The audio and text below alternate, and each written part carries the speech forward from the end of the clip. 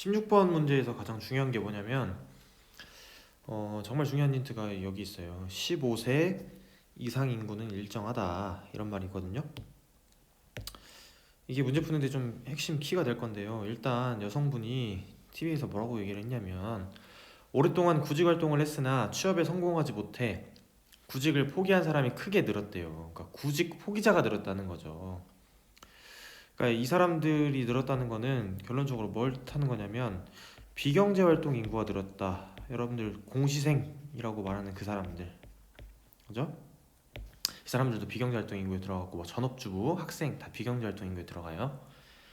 자, 1번 고용률이 하락했습니다라고 했는데요. 아까 위에서 힌트가 15세 이상 인구는 일정하다라고 했어요. 근데 고용률 구하는 공식이 15세 이상 인구 분의 취업자 수 곱하기 100이죠. 여러분들 15세 이상 인구 아까 일정하다면서요, 이렇게. 근데 이 상태에서 취업자에 대한 얘기가 나왔어요, 안 나왔어요? 안 나왔죠. 그러니까 고용률이 어떻게 됐는지는 우리가 알 수가 없습니다. 2번 실업률이 상승했습니다 라고 나왔어요. 근데 실업률 구하는 공식이 이거죠. 취업자 플러스 실업자 분의 실업자 곱하기 100이죠. 근데 잘 보세요, 여러분. 현재 어떤 상태냐면 실업자 자체는 현재 줄었어요. 왜 그러냐면 오랫동안 구직 활동을 했으나 취업에 성공하지 못한 사람이 늘었다는 거는 실업자였는데 비경제 활동 인구로 전환됐다는 소리잖아요. 그러니까 실업자 인구 자체는 줄었어요.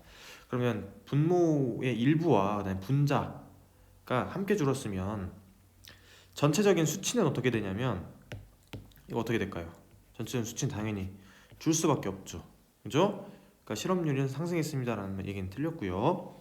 3번 비경제 활동 인구가 감소했습니다 라고 했는데요. 비경제 활동 인구가 어떻게 됐어요? 현재 보니까 늘었죠. 오히려. 그러니까 틀렸죠. 4번 경제활동 참가율이 하락했습니다. 자, 경제활동 참가율 어떻게 구하냐면 15세 이상 인구분의 경제활동 인구 곱하기 100이죠. 자, 그런데 15세 이상 인구 일정하다면서요. 근데 경제활동 인구 실업자가 지금 현재 비경제활동 인구로 됐기 때문에 경제활동 인구 줄었죠. 그러니까 전체적인 수치는 어떻게 돼? 하락해야 맞겠죠. 그러니까 맞죠. 정답은 4번이었습니다. 5번 경제활동 인구 중 취업자 수가 차지하는 비율이 하락했습니다 라고 했는데요. 이거 어떻게 풀어야 될까요? 경제활동 인구는 취업자 플러스 실업자로 구성이 되는데 이 중에 실업자가 현재 줄었죠. 그러면 당연히 취업자 수가 차지하는 비중 자체는 어떻게 되냐면 하락이 아니고 상승이 돼야 맞겠죠. 17번 문제 같은 걸 볼 때 항상 머릿속에 생각해 두셔야 될 게 뭐냐면 이렇게 우리나라 방향으로 들어오는 건 외화의 공급 측면이랑 관련이 있는 거고요. 밖으로 빠져나가는 건 반대로 외화의 수요 측면과 관련이 있는 거다라고 생각하시면 돼요. 그러면 A를 예로 보세요. A를 수입이 증가했어요. 그러면 수입이 증가했다는 거는 수입을 하려면 우리가 돈을 뭔가 주고 외국 물건을 사와야 되는 거잖아요. 그러니까 외국 돈이 필요하다는 거죠. 그러니까 외국 돈이 나가야 된다는 소리니까 그러면 외화의 수요 측면에 관한 이야기고 이 수요는 당연히 증가해야 맞겠죠. 그렇죠? 반대로 이번엔 수출이 감소했어요. 그럼 외화의 공급 측면이죠. 수출이 감소했기 때문에 외화의 공급은 어떻게 되냐면 감소해야 맞겠죠. 내국인이 해외여행 증가 그러면 내국인 해외여행 하려면 외화가 필요하죠. 그러니까 외화 수요가 어떻게 돼야 돼? 증가해야 맞겠죠. 외국인이 국내 투자를 할 거예요. 그럼 우리 돈이 필요하겠죠. 오히려 그러니까 외화 공급이 늘어야 맞겠죠. 근데 지금 보니까 가의 위치가 어떠냐면 원달러 환율이 상승했고 현재 그리고 거래량은 증가했어요. 자, 그러면 균형점이 이 지점이라고 했을 때 이렇게 가운데 균형이 이 지점이라고 했을 때 거래량도 증가하면서 환율도 상승하려면 이 수요 곡선이 우측 이동하면 되겠죠. 외화 수요 곡선이 우측 이동 하면 거래량 증가할 것이고 그다음에 환율 상승할 것이고 이 결과가 나오는 거 아니에요. 그럼 외화의 수요가 증가하는 걸 고르면 된다는 소리인데 그게 A랑 뭐였냐면 C였죠. 그 정답이 2번입니다. 18번 문제 굉장히 재밌는 문제인데 하나씩 좀 따져가면서 좀 볼게요. 자, 일단 밀이 총액 200만 달러에 생산이 됐고 이게 전량 밀가루의 원료로 판매가 됐어요. 그죠? 중간재 성격을 갖는 거고요.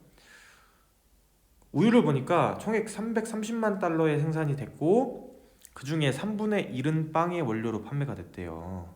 그러면 3분의 1은 빵의 원료로 판매가 됐으니까 요거는 중간 생산물이 되겠죠. 그런데 3분의 1이라고 있으니까 110만 달러가 되겠네요. 근데 3분의 2는 어떻게 됐다라고 얘기를 했냐면 소비자에게 판매가 됐대요. 그러면 이거는 뭘 의미하는 거냐면 최종 생산물이 됐다는 소리죠. 3분의 2라고 했으니까 220만 달러 어치가 최종 생산물로 판매가 된 거예요. 밀가루를 보니까 이번에는 2분의 1은 빵의 원료로 판매가 됐어요. 그러니까 빵의 원료로 썼으니까 이것도 마찬가지로 중간재가 되겠고 중간 생산물 2분의 1이라고 했으니까 150만 달러가 되겠어요. 2분의 1은 소비자에게 판매가 됐어요. 마찬가지죠. 그러면 이번엔 이거는 최종 생산물이 될 거고 액수로는 150만 달러가 될 것 같아요. 자, 빵을 보니까 총액 440만 달러 전량 소비자에게 판매가 됐어요. 그러니까 이것도 마찬가지로 이거는 최종 생산물이 되겠네요. 자, 1번 최종 생산물은 빵뿐이다가 아니고요. 우유, 밀가루, 빵 이렇게 있습니다. 그러니까 1번 틀렸죠. 자, 2번 국내 총 생산은 810만 달러이다. 이게 아주 포인트인데요. 국내 총 생산에 우리가 좀 정의를 좀 생각해 볼 필요가 있어요. GDP라는 게 일정 기간 동안 한 나라 안에서 생산된 모든 최종 생산물의 시장 가치 합이죠. 그러니까 중요한 건 최종 생산물이에요. 네, 현재 지금 최종 생산물이 우유, 밀가루, 빵인데 아까 예를 들어서 우유 같은 경우는 220만 달러 플러스 밀가루 같은 경우는 150만 달러 그러죠? 그리고 빵이 지금 총액 얼마에 판매가 됐어요? 현재 440만 달러에 판매가 됐죠. 그러니까 더해보세요. 160, 760, 810. 그러니까 더해보니까 국내 총생산 810만 달러 맞네요. 그러니까 답이 일단 2번이고요. 3번 밀가루는 중간 생산물로만 사용되었다가 아니고 150만 달러 정도는 최종 생산물로 사용이 됐어요. 4번 빵 생산에서 발생한 부가가치가 가장 크다. 자, 부가가치 한번 계산해 볼까요? 부가가치 계산해 보니까 어떤 일이 벌어지냐면 자, 일단 밀 보세요. 밀 총 생산액이 200만 달러인데 전량 밀가루 원료로 판매됐다고는 나오지만 그 전에 얼마였다고는 말이 안 나와요. 혹은 뭐 그 전에 어떻게 생산됐다 이런 말 안 나오죠. 그러니까 밀 자체는 그 자체가 부가가치를 갖는 거죠. 현재 그러니까 200만 달러 자체가 부가가치가 생기는 거죠. 우유도 마찬가지예요. 우유 그 전에 언급 없죠. 그러니까 330만 달러 그대로 부가가치예요. 그죠? 밀가루 볼까요? 밀가루는 현재 부가가치를 보니까 총 생산액이 300만 달러인데 그 300만 달러는 어디서 온 거냐면 요 밀에서 온 거잖아요. 밀가루로 간 게. 그죠? 그러니까 밀가루가 총액 300만 달러인데 그 중에 밀의 가치가 200만 달러가 포함이 되어 있으니까 이걸 빼면 100만 달러가 부가가치가 되겠죠. 우리한테 가장 중요한 빵은 총 생산액이 440만 달러였어요. 그런데 이 빵에 들어간 게 사실은 우유도 이렇게 들어왔고요. 3분의 1이 아까 밀가루 2분의 1도 빵에 들어왔죠. 그러니까 440만 달러에서 110만 달러와 150만 달러 즉 260만 달러를 빼줘야 돼요. 그게 빵의 부가가치가 되겠죠. 그러면 빵은 몇 달러가 되냐면 180만 달러가 부가가치가 되는 거죠. 그러니까 빵 생산에서 발생한 부가가치가 가장 크다고 한 4번 틀렸고요.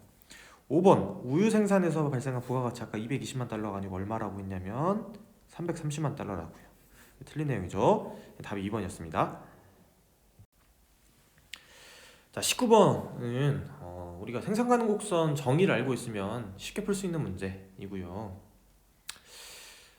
내용은 이해했을 거라고 가정하고 좀 볼게요. 예를 들어서 B 같은 경우가 뭐 현재 뭐 이게 X, 이게 Y인데 28 플러스 54 더하면 82죠. 그러니까 이 두 재화를 구입했을 때의 만족도, 소비 만족도가 전체 만족도가 되고 이게 82란 소리다 라는 거 하나가 있고요. 두 번째는 뭐냐면 X제만 생산했을 때 이 국가에선 현재 갑이 보니까 6개 소비할 수 있고요. 그 다음에 Y제만 봤을 때 3개 소비할 수 있어요. 그러니까 Y제 하나의 가치가 X제 2개의 가치와 같고, 반대로 X제 하나의 가치는 Y제 2분의 1개의 가치와 같다라는 소리니까 현재 X제 가격 자체는 Y제 가격의 2분의 1이 되겠죠. 반대로 생각하면 Y제 가격이 X제 가격의 2배가 되겠죠. 그러니까 기억이 X제 가격은 Y제 가격의 2배다라고 했으니까 이거 틀린 내용이고요. 니은 Y제 한 개당 만족도는 A에서 가장 크다라고 했는데요. Y제 한 개의 만족도 한번 구해볼까요? Y제 하나의 만족도는 잘 보시면 일단 이 개수로 나눠주면 돼요. 여기 Y제가 3개일 때는 72 나누기 3 해보니까 24 나오겠네요. 그죠? 그 다음에 2개일 때는 보니까 54 나누기 2 해주면 되니까 27 나올 것이고, 그 다음에 1개일 때는 그대로 30. 그렇죠? 여긴 어차피 0이니까 딘 두고, 그러면 A가 가장 크다라고 했으니까 이거 틀렸죠. 그죠? 디귿 전체 만족도가 가장 큰 소비 조합. 전체 만족도가 가장 큰 소비 조합은 B다라고 했는데 이거 더해보면 돼요. 그냥 더해보시면 B가 제일 크겠네요. 그죠? 82가 자 여기 A는 72, B는 82, C는 78 이렇게 나오잖아요. D 54. 그죠? 리을 Y제 소비량을 한 개씩 늘릴 때마다 추가되는 Y제 소비의 만족도. 그러면 Y제가 빵 개일 때부터 천천히 올라가 볼게요. 1개가 됐어요. 그러면 만족도가 몇 증가하는 거냐면 30 증가하는 거죠. 반대로 C에서 B, Y제를 하나 더 늘렸더니 Y제 자체의 만족도는 54 빼기 30 하니까 24만큼 늘어났죠. 이번엔 3개가 됐어요. Y제가. 그랬더니 72 빼기 54 하니까 18만큼 늘어났어요. 그러니까 한 개씩 늘릴 때마다, 이걸 한 개라는 개념으로 쓰는 건데, 한 개, 이거 마지널 한 개씩 늘릴 때마다 추가되는 Y제 소비의 만족도는 점점 작아진다. 맞죠? 답이 5번입니다.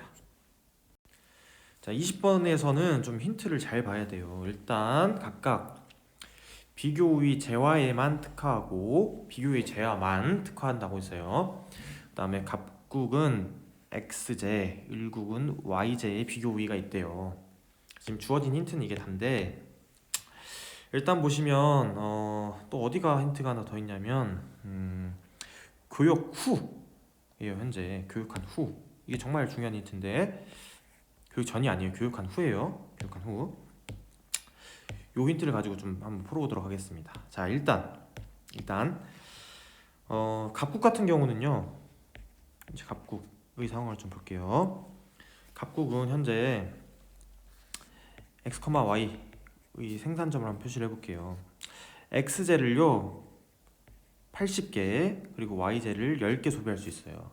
을국 같은 경우는 보니까 마찬가지로 x, y 지점에서 x제 20개, y제 20개 소비할 수 있대요. 근데 갑국은 아까 x제의 비교 우위가 있다고 했죠.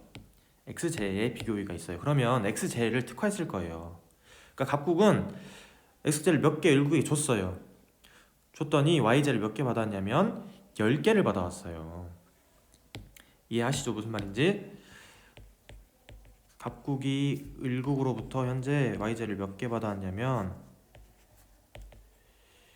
10개를 받았다는 소리예요. 근데 을국은 보니까 y제에 특화했는데 y제 몇 개 줬더니 y제가 현재 20개 남았고, 을국으로부터 x제를 몇 개 받았냐면 20개 받았어요. y제에만 특화했으니까 20개를 받아와서 20개가 을국에 현재 있는 거예요. 그럼 보세요. 교육 조건 한번 볼까요, 여러분?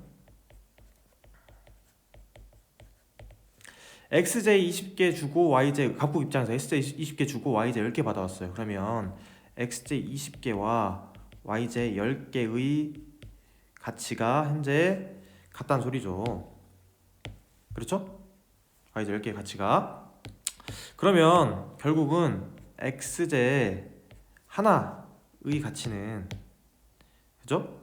x제 하나의 가치는 y제 몇 개의 가치와 같다는 소리냐면 2분의 1의 가치와 같다는 소리고, 혹은 반대로 x제 두 개의 가치가 y제 하나의 가치와 같다, 이런 소리예요. 현재 맞죠? 맞죠? 여기까지 가시죠. 자, 그러면 잘 보세요. 갑국 입장에서 보면 현재 일국의 x제를 20개를 줬어요. 이렇게 20개를 줬어요. 20개를 주고도 80개가 남았다는 소리는 최초에는 몇 개까지 생산이 가능했다는 소리냐면 교육 전에는 100개까지가 가능했다는 소리죠. 그러니까 기억해 보니까 교육 전 갑국이 생산 가능한 x제 최대 수량은 90개가 아니고요, 100개여야 맞습니다. 그죠? 자, 니은, 그러니까 기억은 틀린 내용이고요. 니은 보니까 교육 전 일국이 생산 가능한 x제의 최대 수량은 60개보다 작다라고 했어요. 잘 보시면 교육 후에 보니까 일국이 지금 y제가 20개, x제가 20개예요. 그러면 교육 전을 가정해 보세요. 일국은 각국에 y제를 10개 줬거든요. 그러면 일국이 교육을 하지 않고 y제만 생산했을 때 최대로 생산 가능한 y제의 양은 몇 개였냐면 현재 20개 플러스 10개, 그러니까 30개가 최대 생산 가능한 y제의 개수였어요. 맞죠? 그죠? 근데 지금 교육 조건을 보시면 x제 2개랑 y제 하나가 같다면서요. 그쵸? 근데 이렇게 교육을 하면 양국 모두, 아까 보기에서 뭐라고 했냐면 양국 모두 교육으로 이익을 얻는데요. 그럼 이 교육 조건으로 교육을 했다 가정을 해보세요. 즉 일국의 y제만 30개만 생산한 상태에서 교육을 했는데 전량을 다 x제로 바꿨다 생각해보세요. 그러면 x제가 몇 개 와야 되냐면 60개가 와야 돼요. 이렇게 가정했을 때 일국이 교육 후에 이익을 얻는 게 맞다면, 논리상 여러분, 교육 전 일국이 생산 가능한 x제의 최대 수량은 당연히 60개보다 어때야 되겠어요? 작아야 맞겠죠. 그래야 무역을 할 거 아니에요.